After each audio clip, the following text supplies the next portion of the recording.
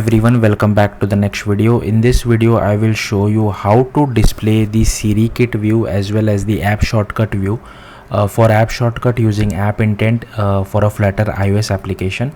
So here you can see that basically what my app does is it takes some data, it saves data inside Swift data database. So in case if you don't know Swift data, it is kind of like SQLite. Okay, so here you can see that if I want, I can enter something inside this particular text field. Okay, now my keyboard is little okay, so here I'll just click on insert data. Here you can see it is displaying in a list.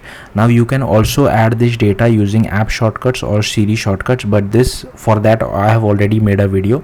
But here I also want to display this SiriKit view as well as this app shortcut view.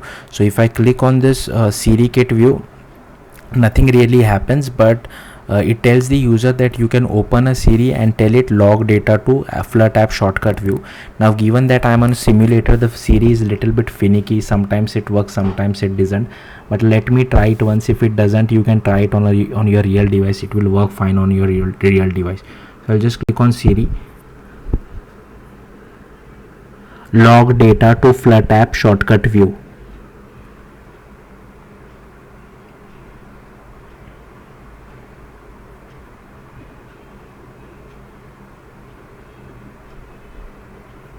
So I have enabled it. Again I'll have to click on Siri, log data to Flutter app shortcut view.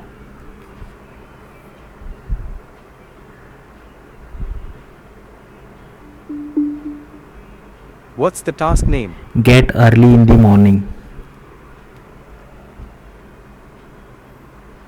Added data to my app.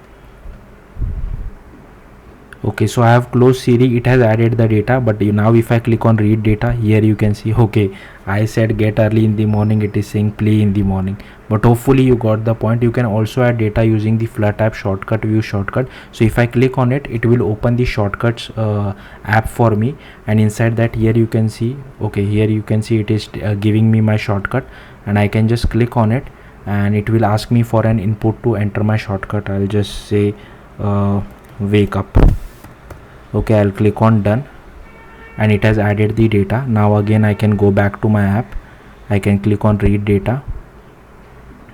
Here you can see it is telling wake up. Now let's see the logic for it. I have already made a video about this like explaining app shortcut in detail. So if you want in-depth explanation, you can watch this video. This video will focus mainly on that SiriKit view and app shortcut view. So firstly I have created a Flutter application. So this is my application, and here first I have created this refactor this homepage widget. So it is a stateful widget. Here I have this data variable which is empty. Now when I send a list of data from native iOS side to Flutter side, I am sending in form of string. I have to decode it, then I will append to this list data list variable. Here is the method channel, here is for our text field, and this is the event channel. So I will be continuously sending stream of data from native iOS side to Flutter side. That's why I'm using event channel. So here you can see I'm firstly calling get all once our app is initialized. Then I'm also creating this subscription, and once we get the data, here you can see I'm decoding the data and appending it to our list. This is the data for getting all the data. So I'm basically invoking this method which we will have to create on native iOS side. This is for disposing our controller, and if you see this is the size box. So this my Swift UI view will contain the SiriKit view as well as the app shortcut view which I have shown you. For that we have to embed native iOS view, which I will show you shortly. So for that we have to first create a Dart file. This is our text field. This is the text button for inserting the data. So here you can see I'm sending this to Flutter side, whatever you have entered inside the text field. This is for reading the data, this is for deleting the data, and this is for updating the data. Okay, so for currently using app shortcut I'm only adding data, but you can also read, update, delete, whatever you feel like. And here you can see I have created this list view builder to display all the data which we have inside our Swift data. Now coming back to this my Swift UI view. So here you can see I have created this file called my Swift UI view. So basically this is the identifier. So same identifier you will have to use it on native iOS side as well. And if platform is iOS, then we are creating a UI kit view. I am displaying our my Swift UI view. this is the layout direction, this is the creation param codec, and this is our placeholder for all other platforms. Now you will have to open the XE workspace of iOS inside Xcode. I have already done that. Firstly, you will have to go to your project, and inside that you will have to click go to minimum deployments. Now given that I am using Swift data, I have to use at least 17.0, but if you are using app shortcuts, if you are not using Swift data, something else, then minimum you will have to keep it to iOS 16. But yeah, for me it is iOS 17. Then the first thing inside app delegate here, okay, first I'll show you this to do model. This is for my Swift data database, so it just takes a task name, ID will be generated automatically for us. Then the database service, which is a singleton. This will help us to create our database, insert, read, update, delete. So here we are first creating our database. This is a one-time operation. Then this is for saving the data. Again, I'm not going in depth. This is for fetching, this is for updating, and this is for deleting the data. Then inside app delegate, firstly I have imported this Flutter stream, extending Flutter stream handler. This is our database service. Here also we create an array. This is for method channel result. This is our task, and this is event sync as well as event channel. Here we initialize our service. This is controller. Here is our method channel. This is our stream handler, and here you can see I have created all these methods. So this is for inserting the data. We are getting the title from Flutter side. This is for reading the data. This is for deleting data. This is for updating. Again, I'm not going into the logic because I have already made videos about this.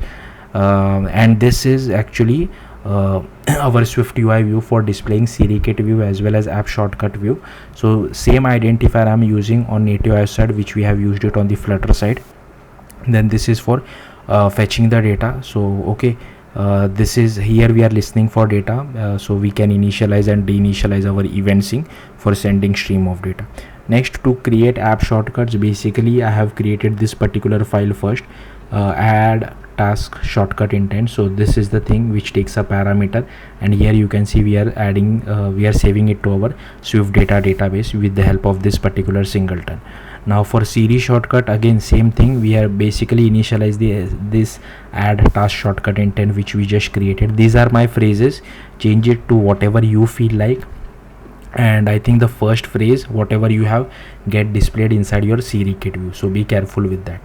Next, coming back to the actual displaying of the SiriTipView, firstly you will have to create this particular file called my Swift UI view native view factory.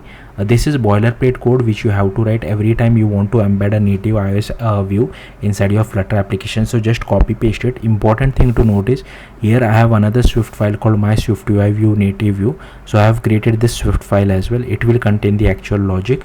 So here you can see that I have a UI view as well as a Flutter view controller.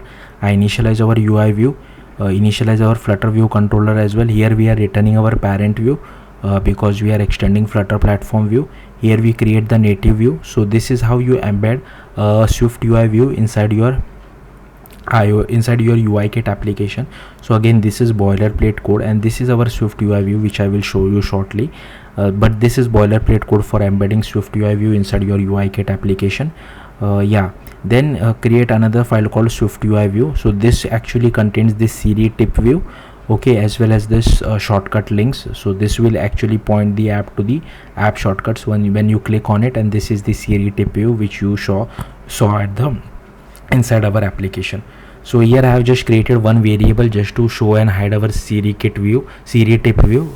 Not really necessary, but yeah, it's up to you. Yeah, that's it. Here you just have to import Swift UI as well as AppIntents. Yeah, that's it. Thank you for watching. Bye.